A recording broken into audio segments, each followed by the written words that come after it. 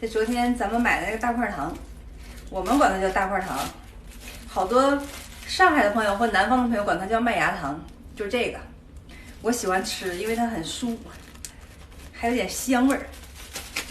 小的时候，这受我奶奶的影响，在家也没什么事儿，不喜欢出去。我们现在，这个镇上外面的广播喇叭全都是防疫的那个内容。居民朋友们，真的大喇叭，那个套说辞我不记得了，反正挺吵的。一出门全都是那样子的，车子上放一个喇叭在那宣传着，还有某一个固定的那个单位门口啊，或者是哪儿也装大喇叭在那喊，就是全是防疫的。我觉得这一次哈，这个农村的防疫要比城市到位的多，也不叫到位，就是农村比较加强防疫，城市还没有。在家里面难得的清闲。充分的享受好我的每一分每一秒，属于我自己的时光。哎，这块糖给我甜的嘞！穿咱的那个线裤，黑袜子，哎呀，就在家休息窝着。其实我可喜欢在家待着了，阳光照进来，躺在床上暖暖的，晒着身上晒着太阳，脸别晒了就行。哎呀，好舒服啊！如果在你几岁的时候，或者10几岁的时候，让你过这样日子，你觉得好无聊啊，很枯燥，受不了了，好闷。但是我们一直在工作岗位上，难得有这样的时光，可以让我们度过的话，那就特别的珍惜。就比如我现在出不去，可开心了。小的时候生活在农村的，我们家有3样零食。第一是大块糖，第二是冻梨蛋子，第三就是国光苹果，这就是我们家常备的零食。晚上啊，这爷爷奶奶哄着我，有的时候也，有的时候闹人了什么的哈。这个小朋友嘛，这个正常哈，不开心了，我奶奶就去我们家下屋，就是那种像仓房一样的哈。那个地方就去给我拿大块糖，因为大块糖只有冬天才能储存，在室外储存，它必须得温度低，温度一高的话它就化了。拿一个大块糖回去吃完就开心了。对，我家还有罐头，哎，我家还不止3样零食呢，大块糖、冻梨蛋子、国光苹果，还有罐头。为什么想到罐头呢？因为我小的时候，每当我馋了的时候，我就总感觉我这个不舒服，像感冒了似的，然后我就把我这个感冒的状态反映给我的家长了。我不舒服，我说我躺一会儿我难受，然后家里人说吃点药，我说不吃，然后说那怎么办呢？然后我就看着我们家平房上面有一个柜子，可高可高了，那我小的时候站个凳子都够不到那地方。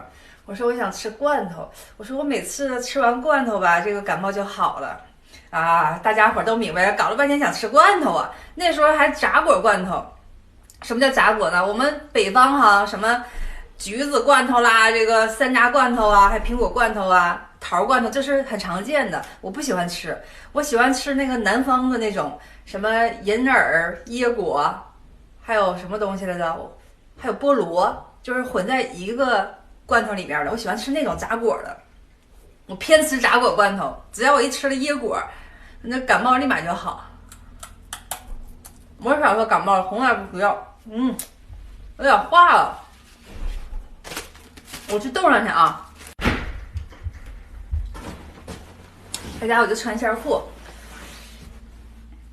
哎，就说小时候零食不多，你现在拿起了这种老式的零食，你突然就想起了那个年幼的我，年幼的我还挺有心眼的哈，生病从来不吃药，就吃想吃的东西，吃完就好。我小时候的时光特别的快乐，那个时候哈，经常有邻居家的奶奶，还有我管她叫什么大娘的。辈分在那儿，其实年龄都特别大，现在有一些已经不在世了。那时候他们经常去我家串门。我们东北嘛，冬天比较漫长，也没啥活干，特别是农村。那时候还不像现在呢，年轻人出去打个工什么的哈，老年人还出去哪溜达？那时候没有，就是在本屯子里头转悠。每天6点以后了，家家吃饭都早啊，都吃完饭了，那邻邻居居的大娘啊，什么这个奶奶呀什么的哈，就去我们家，找我奶奶他们聊天儿。我们家是时时刻刻供应免费茶水的啊，然后还供应免费的烟。我奶奶是抽烟带的，我奶奶他们出生在旧社会嘛，那个时候女性真的是从几岁就开始抽烟带，那是真的。像我们这些邻居，包括什么大娘啊、什么奶奶的，他们也抽烟，他们抽的可能是卷烟。我们家有个烟笸箩，就是这个笸箩里头全是烟，还有烟纸，还有打火机，就谁来谁就过去卷。免费的茶水，免费的烟，然后大家一起唠嗑。我觉得东北人是真会唠嗑呀，从晚上6点钟能唠到8点半，不用看电视，就是唠嗑。哎呦，好多好多故事，好多好多话题呀，从古讲到今呐，哎呀，太有意思了。我那时候就躺在炕上唠着，然后听这些长辈在那儿讲故事，太有意思了。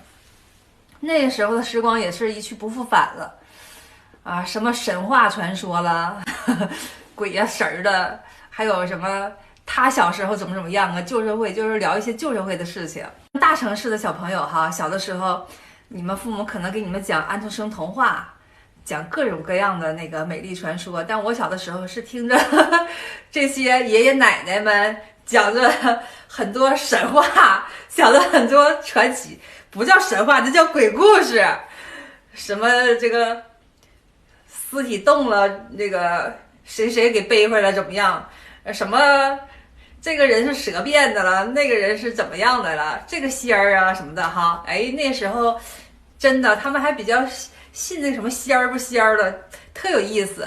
你就是每天哈，真的是对他们的世界充满了好奇心呢。就在那听着，管它是真是假的，反正听着真有趣儿啊！一个人一个故事，都不重样了，老有意思了，每天都那样。唯一一个缺点就是什么呢？